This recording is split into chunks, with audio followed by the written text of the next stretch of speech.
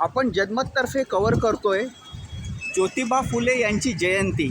हे बॅनर आपण बघतोय आणि ही जयंतीची तयारी आपण बघतोय. आपल्याला दोन मुद्दे मांडायचे आहेत. एक म्हणजे त्यांनी महिलांच्यासाठी सुरू केलेली शाळा वयाच्या 21व्या वर्षी, हे सगळ्यात महत्त्वाचं.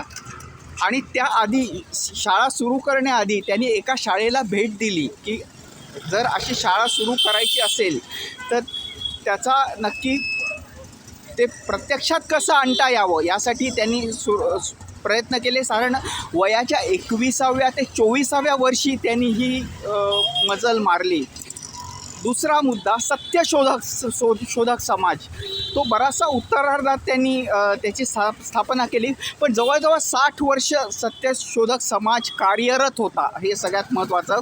महिलांची शाळा, सत्यशोधक समाज, मुळात फुले यांची शिकवण. अर्थात आपण ही त्यांच्या जयंतीची तयारी बघतोय आणि थोडीसं ट्रॅफिकसुद्धा आपण बघतोय, पण मुळात ज्योतिबा फुलेंच्या विचारांची शिकवण अशी की शिक्षणाकडून तुम्ही सत्याकडे जा. सत्यशोधक याचा अर्थ काय? सत्य कसं शोधायचं? तर त्यांनी सत्य शोधायचा मार्ग सांगितला, म्हणजे ज्याला प्रॅक्टिकल ओरिएंटेड अप्रोच त्यांनी सांगितला. सत्य शोधायचा मार्ग म्हणजे शिक्षण आहे. तुम्ही शिक्षण घ्याल तर तुम्हाला सत्य सापडेल. सगळ्यात महत्त्वाचं शिक्षण घ्याल तर सत्य सापडेल.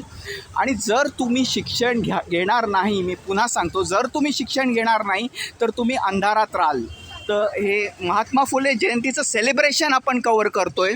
आणि एक थोडंसं इंग्रजीत म्हणतो, you don't get what you deserve but you get what you fight for.